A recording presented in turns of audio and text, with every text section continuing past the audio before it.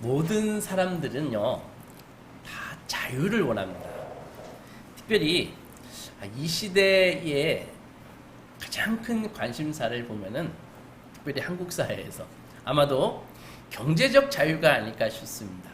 젊은 사람들이나 나이가 드신 분들이나 은퇴를 앞둔 사람들이나 그리고 어려운 노년의 삶을 보내고 있는 사람들은 이 경제적 자유를 위해서 다 모든 에너지를 정말 다 쏟으면서 오늘도 부투하고 정말 세상의 말로 자기를 막 갈아넣기도 하는 것 같습니다.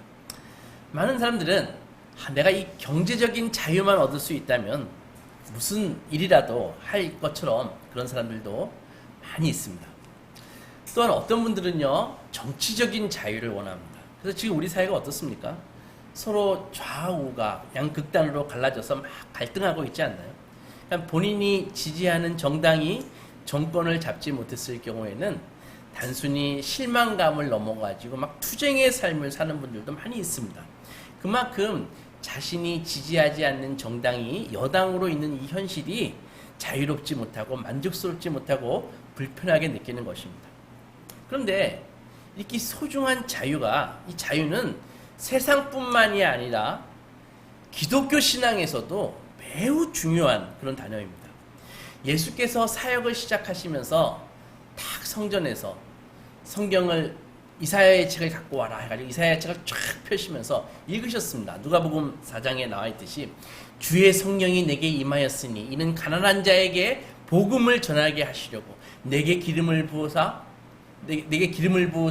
나를 보내셔서 포로된 자에게 자유를, 눈먼 자에게 다시 보게 함을 전파하며 눌린 자에게 자유를, 주의 은혜의 해를 전파하게 하려 하십니다. 이렇게 그러니까 예수께서도 사역을 시작하시면서 자유를 외치시면서 사역을 시작하셨다고요.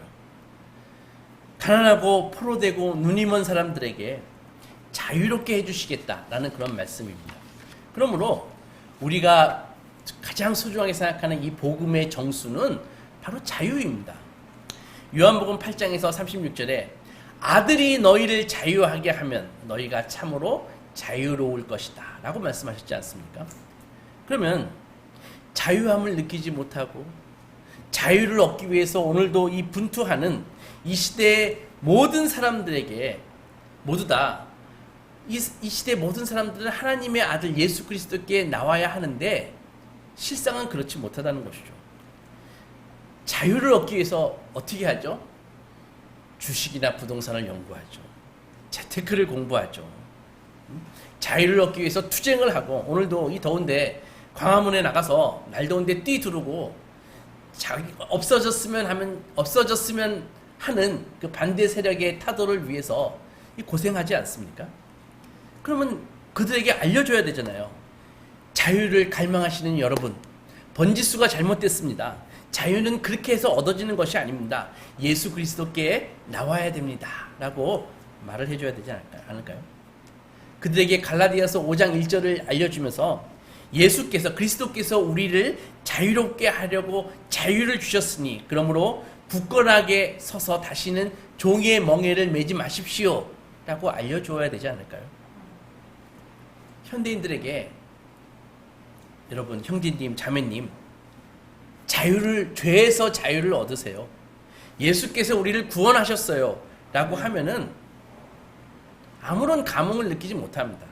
왜냐하면 그들에게 죄라든지 구원 이런 것들은요, 그냥 교회에서 이야기하는 종교 용어일 뿐이라고요. 당장 먹고 살기도 팍팍한데 무슨 죄 같은 소리야. 라고 시큰둥하게 생각합니다. 하지만 그들에게 자유에 대해서 이야기하면은 관심을 가집니다. 왜 그럴까요? 자유롭지 못하니까. 그걸 아십니까? 구원이라는 용어를요, 현대어로 바꾸면은 자유로 바꿀 수 있습니다. 구원은 자유입니다. 세상은 구원을 단순히 종교적인 용어로 치부하고 관심을 갖지 않지만 구원의 의미를 회복하고 그 의미를 세상에 알려주는 일은 교회의 가장 중요한 사명이 아닐까 싶습니다. 왜 그럴까요? 세상은 자유하지 않으니까.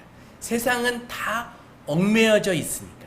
많은 성도들이요, 전도는커녕 본인이 신앙을 갖고 있다는, 본인이 예수 믿는 사람이라는 말조차 못하는 사람들도 많이 있습니다. 왜 그럴까요? 그들은 복음을 부끄러워하기 때문입니다.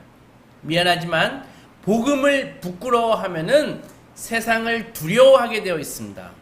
그러나 우리가 구원의 참 의미를 회복할 때, 그렇게 되면 로마서 1장에서 사도 바울이 강력하게 일어서서 이야기했던 것처럼 나는 복음을 부끄러워하지 아니하노니 이는 복음은 모든 믿는 자에게 구원을 주시는 하나님의 능력이 됨이라. 먼저는 유대인에게요, 그 다음은 헬라인에게로다. 이렇게 고백할 수 있다고요. 오늘도 자유가 없어 고생하고 방황하는 세상에 대해서 교회는 자유할 수 있는 길을 알려줘야 됩니다. 구원에는 세 가지 시제가 있습니다. 시제, 그러면 이제 과거, 현재, 미래가 있지 않습니까? 첫째로 십자가에 달린 예수 그리스도로 인해서요, 성도는 죄의 형벌에서 과거에 이미 자유할 수 있는 길을 얻었습니다. 둘째로 나는 지금, now, 현재 살아있는 예수 그리스도로 인해서 나를 삼키려는, 나를 지금도 무너뜨리려고 하는 죄의 세력에서부터 구원을 받고 있다는 것이죠. 죄에서 자유롭게 되고 있는 것입니다. 우리 주님께서 내가 넘어질 때마다 불꽃 같은 눈으로 나를 보시면서 바로바로 일으켜 세워주신다는 것이죠. 셋째로 앞으로 오실 예수로 인해서 앞으로 경험할 죽음에서 구원함을 얻고 미래의 새로운 삶을 살 수 있다는 것입니다. 나는 죽음의 공포에서 자유롭게 될 것입니다. 하나님의 말씀에서 구원이 자유를 얻는 것이라고 한다면은, 그러면은 무엇으로부터의 자유를 얻는가? 그것이죠. 성경에서 말하는 자유는 무엇으로부터의 자유가, 그게 중요한 거 아닙니까? 첫째는 구원은 죄책감과 하나님의 심판에서부터의 자유를 의미합니다. 우리는 죄인일 뿐만이 아니라 유죄 선고를 받았던 사람들입니다. 우리의 양심은 그것을 알고 있습니다. 죄는 하나님의 진노를 유발한다는 사실을 말합니다. 죄인인 우리는 하나님의 심판 아래 놓여 있었습니다. 이것은 하나님이 무슨 성질이 나쁘셔서 죄인들을 못 살게 군다는 그런 의미가 아니라 하나님은 악을 미워하시고 악과 타협하지 않으신다는 의미입니다. 예수를 믿지 않는 많은 사람들이 그들의 마지막 때 이런 느낌을 많이 갖는답니다. 용서받고 싶다는 느낌을 갖는다는 거예요. 예수를 모르는 사람들이요. 이것은 죽음을 앞두고 어떤 심리적인 우울증이 아니라 그들의 양심은 아는 것입니다. 왜? 하나님이 양심이라는 율법을 다 주셨잖아요. 모든 인간에게. 그래서 안다고요. 자기가 죽을 때가 되면 자기가 젊고 힘있고 돈 좀 있을 때는 그런 생각이 안 들다. 이제는 얼마 안 남았을 때 이상하게 용서받고 싶다라는 그런 느낌을 간다는 것이죠. 이것은 인간이 용서가 필요한 존재라는 것을 말해주고 있는 것입니다. 영국에 아주 유명한 무신론자 있었어요. 소설가인데 그 사람이 죽기 전에 TV에 나와가지고 이렇게 인터뷰를 했습니다. 그가 말하기를 자기는 평생 신을 믿지 않았는데 기독교인들에게 부러운 것이 한 가지 있다고. 그게 뭐냐면은 바로 용서라고. 나는 나를 용서해 줄 사람이 없다고. 그렇게 말해서 사람들을 깜짝 놀라게 한 적이 있습니다. 적어도 그는 비록 하나님을 믿지 않는 무신론자였지만 자기 양심에 솔직한 사람입니다. 모든 사람은 용서가 필요합니다. 그러면 우리는 누구에게 용서받아야 할까요? 내가 지지하는 정당의 리더에게? 아니면 지금도 엄청난 양의 돈을 찍어내고 있는 미국 연방준비이사의 의장에게? 아니면 오늘도 돈 없다고 바가지 긁는 마누라와 불평하는 자식에게? 아니면 일 못한다고 타박하는 직장 상사에게? 다 아닙니다. 그들 역시 나와 마찬가지로 용서가 필요한 인간들일 뿐이다고요. 그러면 누구에게 용서받아야 됩니까? 시편 130편 4절에 이런 말씀이 있습니다. 사유하심이 주께 있음은 주를 경외하게 하려 하심이라. 여기서 사유한다는 말은 깊게 생각한다는 말이 아니라 forgiveness, 용서한다는 말입니다. 그러니까 용서하심이 주께 있으므로 내가 주를 경외합니다. 그런 고백이라고요.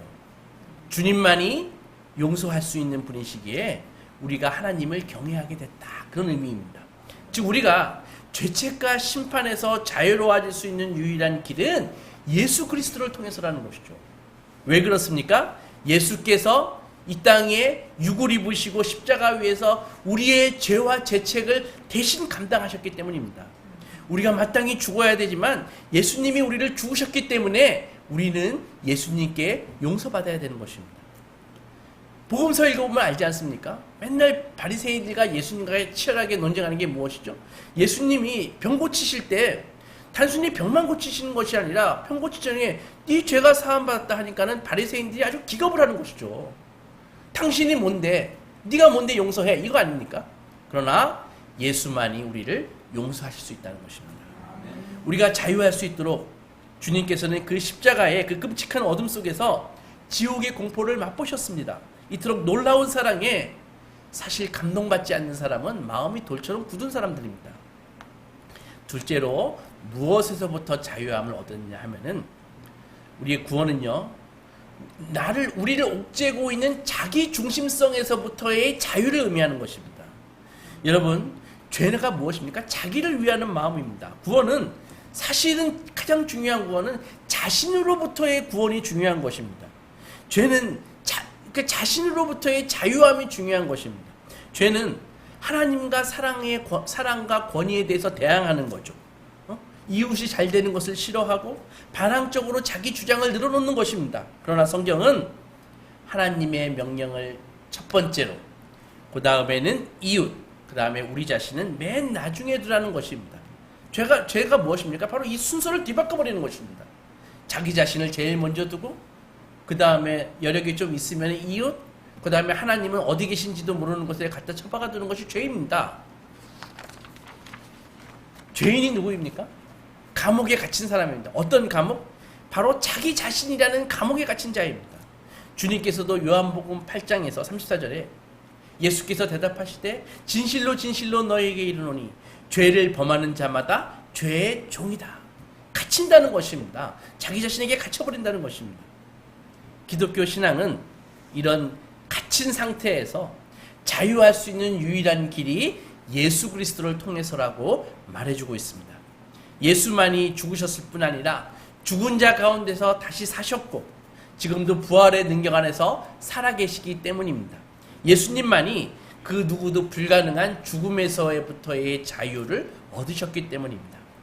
그러면 예수께서는 우리를 어떻게 자유하게 하실까요?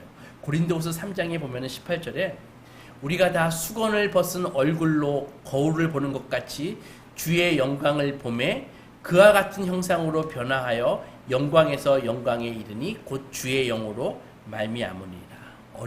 어려운 말씀입니다.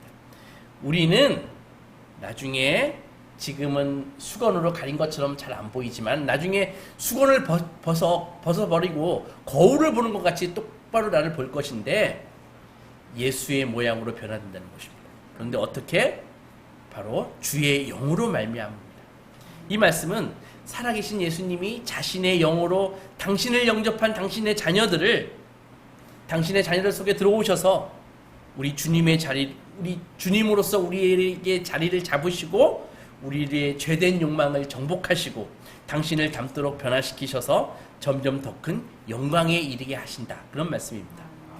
물론 그 나라에 가기까지 자기 중심성에서 완벽하게 나올 수는 없습니다. 다만 변화가 있다는 것이죠. 그래서 그 변화한 만큼 침투한 하늘나라를 경험하는 것입니다. 자기 중심성이라는 감옥에서 나와서 변화한 만큼 이 땅에 침투한 하나님의 나라를 경험하게 된다는 것이죠.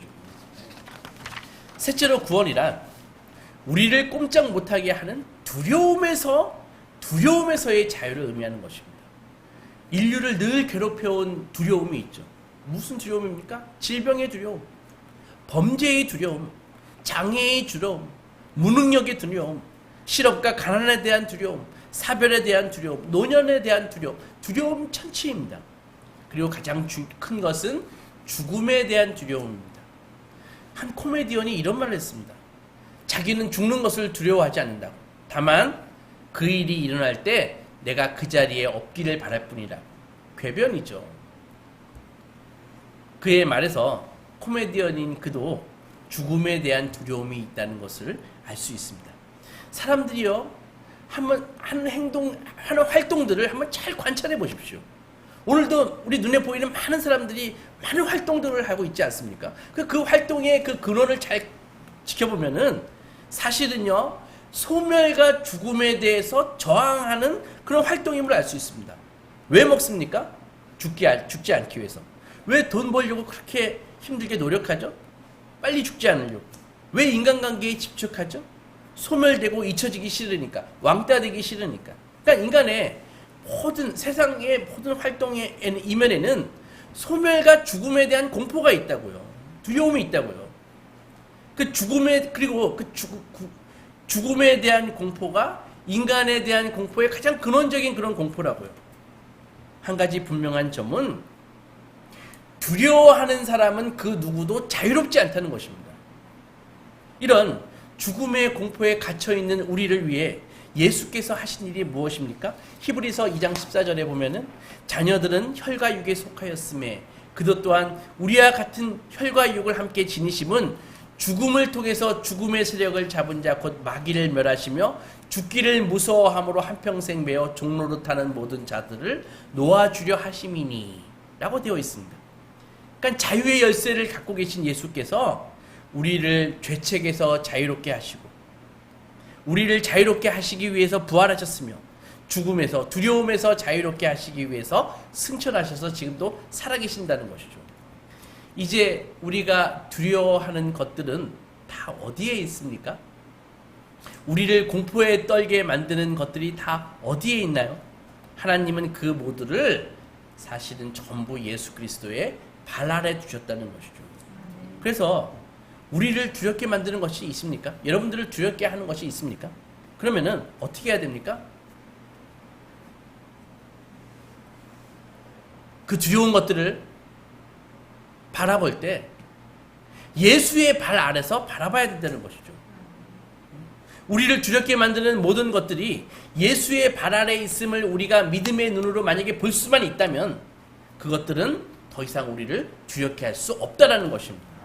여러분, 두려움은 사실 곰팡이와 같습니다. 곰팡이는 어두운 곳에서 막 빠르게 자라죠. 따라서 우리가 그 두려움을, 우리를 두렵게 만드는 그것을 빛이신 예수의 발 앞에로 갖고 가면은 우리를 위해서 죽으시고 부활하시고 승천하신 예수의 궁극적인 그 승리의 빛으로 그 두려움들을 다 죽여버린다는 것입니다. 성도는 그래서 성도의 소망은, 우리의 소망은요, 이 개인적이면서도 사실은 우주적입니다. 우리는 단순히 죽음에서 자유함을 얻은 정도가 아니라 부활이요, 예수님의 몸처럼 우리의 몸도 부활되어서 예수님과 함께 새 하늘과 새 땅을 통치하는 사람들로 부르심을 받은 존재가 성도라는 것입니다. 예수의 재림은 그럼으로써 이게 한 개인의 그런 구원이 아니라 아주 우주적인 사건이라고요. 로마서 8장 28절의 말씀처럼 피조물이 다 여러 번 말씀드렸다시피 피조물이 다 지금 탄식하면서 하나님의 자녀들이 부활할 것을 기다린다고 되어 있잖아요. 왜? 피조물도 썩어짐에서 해방되고 싶으니까. 예수께서 오셔서 이 모든 것들을 새롭게 하실 것입니다. 그래서 어떤 의미에서요, 지금 우리가 고통스럽고 신음하고 이런 것들은요, 새하늘과 새 땅을 기다리는 그런 출산의 진통 같은 것들이라고요. 예수께서 오실 때 우리가 사는 세상을 변화시키셔서 새하늘과 새 땅으로 재창조하실 것입니다. 그것은 의와 기쁨의 나라이고 사랑과 평화의 나라입니다. 하나님의 자녀들은 세상처럼 개인적으로 살아남고 수명이 길어지는 그런 것을 약속받은 게 아닙니다.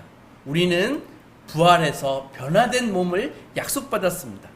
우주의 운명은 세상이 생각하듯이 죽어서 구천을 떠도는 그런 형이상학적인 세상이 아니라 예수께서 새롭게 하시고 다시 창조하실 새로운 우주라는 것이죠.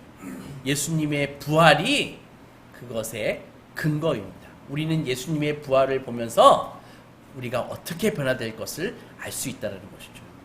그러면 이제는 우리가 무엇을 위해 자유롭게, 좀 전에는 무엇으로부터 자유롭게 되었는가, 이제는 무엇을 위해 자유롭게 되었는가를 생각해 봐야 됩니다. 하나님께서 우리에게 왜 자유를 주실까요? 왜? 여러분, 진정한 자유는 뭐냐 하면은 하나님이 우리를 만드셨고 원래 의도하신 그런 원래의 모습이 되는 것이 진정한 자유입니다. 왜? 우리는 원래의 모습에서 죄 때문에 망가져 버렸으니까 다시 원래의 모습으로 돌아가야 되는 것이죠. 그러니까 자유는 모든 것을 마음대로 하는 것이 자유가 아닙니다.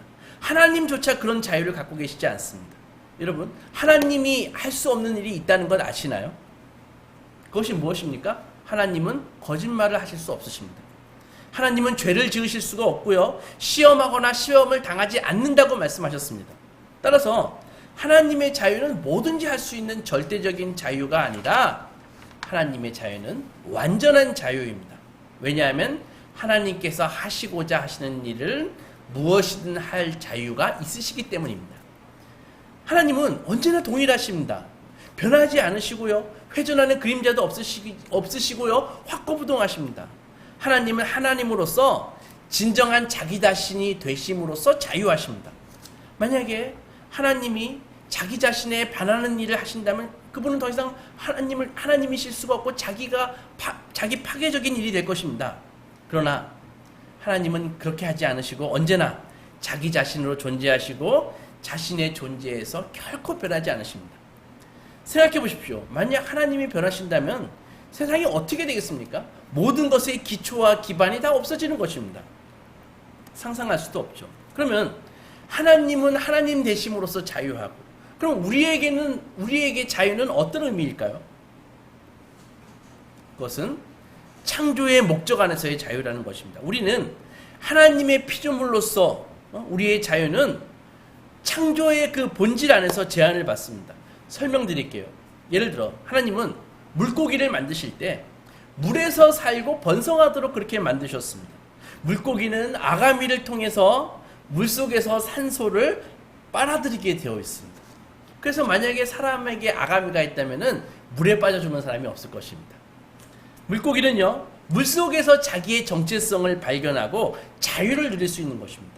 즉 하나님이 부여한 한계 안에서 자기 자신이 되는 것입니다. 우리 집에서 키우는 금붕어가 어항이 갑갑하다고 저 없을 때 갑자기 어항 밖으로 툭 튀어나오면 어떻게 되는 거죠? 잠시 후에 죽는 것입니다. 물고기는 이렇게 자신이 창조된 범위 안에서만 자유를 찾을 수 있는 것입니다. 그러면은 우리는요? 우리는 무엇을 위해 만들어졌을까요? 하나님은 인간을 무엇을 위해 살라고 만드셨을까요? 이거 생각해 보신 적이 있으십니까? 하나님은 인간을 동물과 달리 어떤 존재로 살라고 만드셨을까요? 이 질문에 대한 대답은 성경은 이렇게 이야기하고 있습니다. 만약 물고기가 물에서 살도록 만들어졌다면 인간은 사랑하며 살도록 만들어졌다는 것입니다. 즉 하나님을 사랑하고 이웃을 사랑하고 살도록 만들어진 것이 인간입니다. 사랑할 때 우리는 인간됨을 발견할 수 있는 것입니다. 우리가 숨 쉬는 곳에서 산다면은 그 동물하고 뭐가 다릅니까? 우리가 먹고 살기 위해서 산다면은 동물하고 뭐가 다른가요?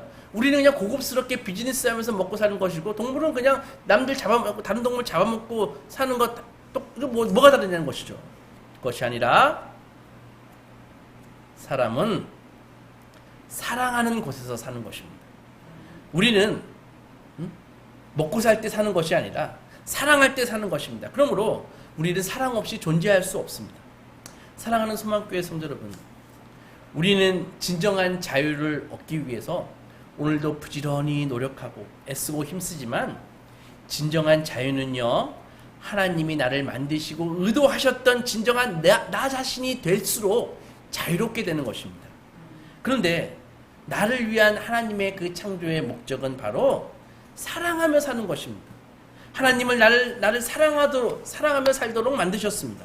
그 사랑은 무엇입니까? 주는 것, 곧 예수 그리스도처럼 자신을 주는 사랑입니다.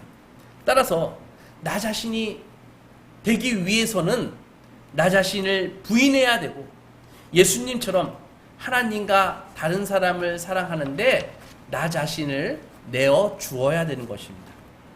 진정으로 자유하기를 원하십니까? 그러면은 자기 중심성에 대해서 죽어야 됩니다. 자아를 실현하고 성공하기 원하시나요? 그러려면 사랑함으로 나를 잃어버려야 나를 찾을 수 있습니다. 우리는 온전히 하나님의 것일 때 온전히 내가 될 수 있습니다. 세상은 자유를 원하고 갈망하지만 자유를 얻는 길은 대부분 사람들이 생각하는 것과 정반대입니다. 사람들은 이렇게 생각합니다. 나 자유하고 싶어. 그래서 이제 하나님과 다른 사람에 대한 책임에서 나 자유하고 싶어. 이제 독립하고 싶어. 그래서 이제는 나만을 위해서 살고 싶어. 세상의 메시지가 그런 건 아닙니까? 많은 심리학자나 카운셀러들이 그렇게 조언하고 있지 않나요? 이제는 당신을 위해서 살으라고. 그러나 결코 그렇지 않습니다. 하나님은 인간을 그렇게 독립적으로 만들지 않으셨습니다. 오히려 진정한 자유는 그 반대입니다. 예수께서 우리에게 자유할 수 있는 길을 알려주셨습니다. 오늘 성경 마가복음 8장 35절에 누구든지 자기 목숨을 구원하고자 하면 잃을 것이요 누구든지 나와 복음을 위하여 자기 목숨을 잃으면 구원하리라. 이 말씀은 복음을 위해 순교한 순교자들만을 위해서 주신 것이 아니라 여기서 목숨이라는 그 헬라어 프시케는 사실은 자아라고 바꿀 수 있는 것입니다.